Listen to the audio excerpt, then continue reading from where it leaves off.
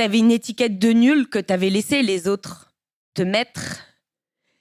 Et puis maintenant que tu l'as enlevé, maintenant que tu te sens bien, et finalement, le regard des autres, tu t'en cognes. Oh, rature.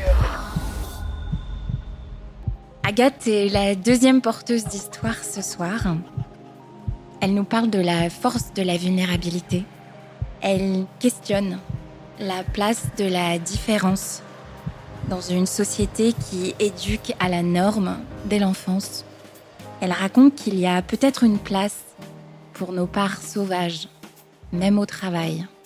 Et que peut-être il ne faut pas renoncer quand on est un petit prince à trouver un renard à apprivoiser sur la planète parfois hostile du travail. Rature. Alors, mon histoire, elle commence dans la cour de récré.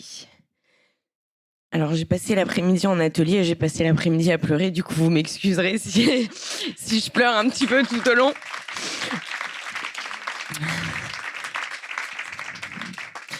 Donc, dès la cour de récré, j'ai senti une différence.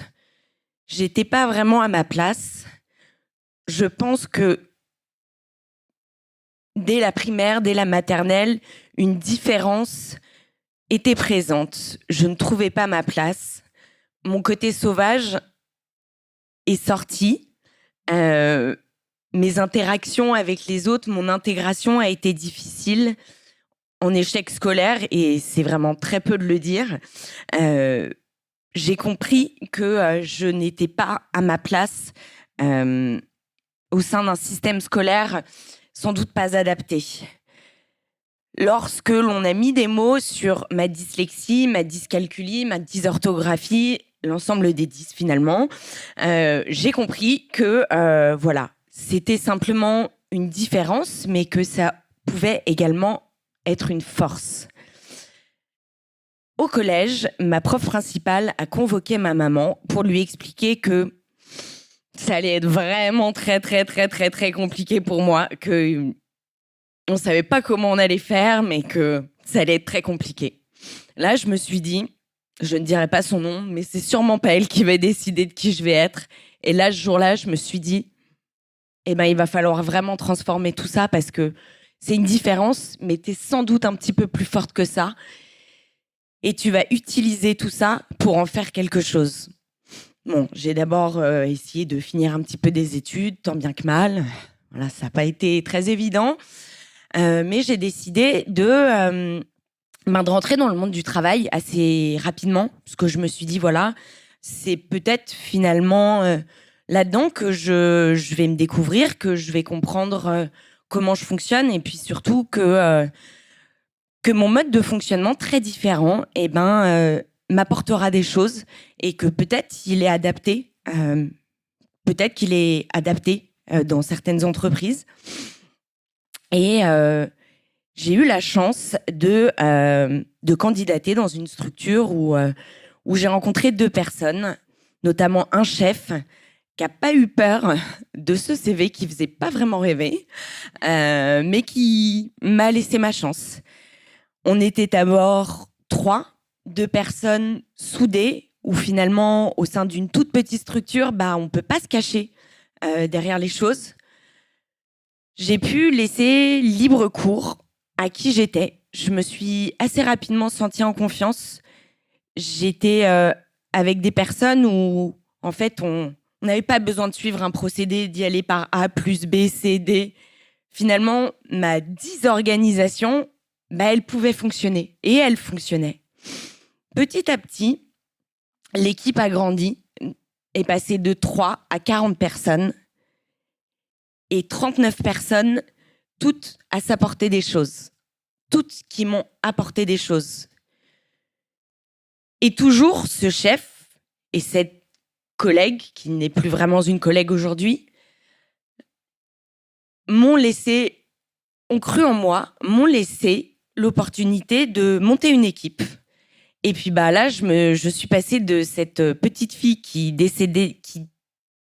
détestait apprendre les choses à cette personne qui a découvert et s'est passionnée pour l'accompagnement des autres. Le fait d'aider les autres, enfin en tout cas de participer à l'envol des personnes.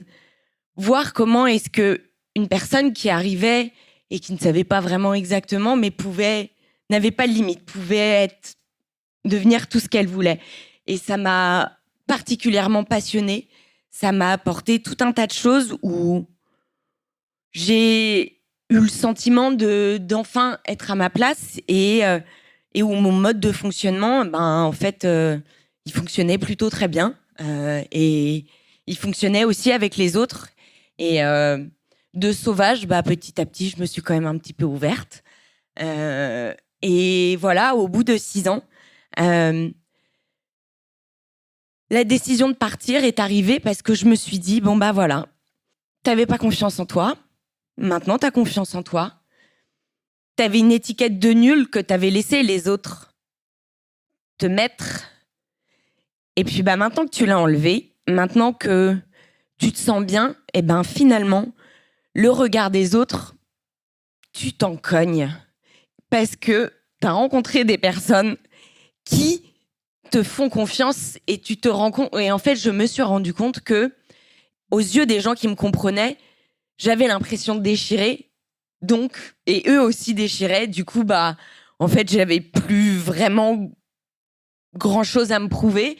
Et là, je me suis dit, voilà, maintenant que tu te fais confiance, que tu te sens bien, tu peux partir et surtout, tu peux te sentir légitime pour faire autre chose. Pour peut-être essayer de penser à ce que tu voulais vraiment depuis le début, puisque jusqu'à présent, tu as surtout pensé au fait que, voilà, il fallait essayer de montrer que tu pouvais être quelqu'un. Mais maintenant, c'est qui le quelqu'un ? Donc, j'ai quitté au bout de 6 ans cette expérience qui a été absolument extraordinaire, peut-être même plus professionnelle, peut-être plus à titre personnel que professionnellement, parce qu'en fait, ce qui est beau, c'est quand la vie professionnelle nous nourrit et nous apporte personnellement, et là, c'était le cas. Donc, je me suis accordé une petite pause où j'ai fait tout un tas de choses pour moi, mais aussi un petit peu dans la lignée où j'ai accompagné des enfants dans un centre social avec de l'accompagnement scolaire, parce que moi, j'avais eu la chance d'avoir une orthophoniste, d'avoir des parents qui ont pu m'accompagner là-dedans, mais ce qui n'était pas le cas de tout le monde. J'adore bouffer, du coup, je me suis dit, tiens, je vais candidater pour être jury pour un guide culinaire. Voilà, j'ai fait plein de choses, et puis, au bout d'un moment, je me suis dit, voilà, va falloir retravailler, parce que faut aussi, pour pouvoir aller au resto, faut quand même travailler et avoir un petit peu de sous. Du coup, voilà, aujourd'hui, je suis dans une quête où je pense, et en tout cas, je le souhaite à tout le monde, dans une quête où c'est quoi la vie et qu'est-ce que je veux. Et c'est finalement tester plein de petites choses pour savoir ce que l'on veut vraiment. Et une fois qu'on a confiance en soi, se dire, voilà, la suite, c'est quoi ? Normalement, c'est nous et ce que l'on veut en faire.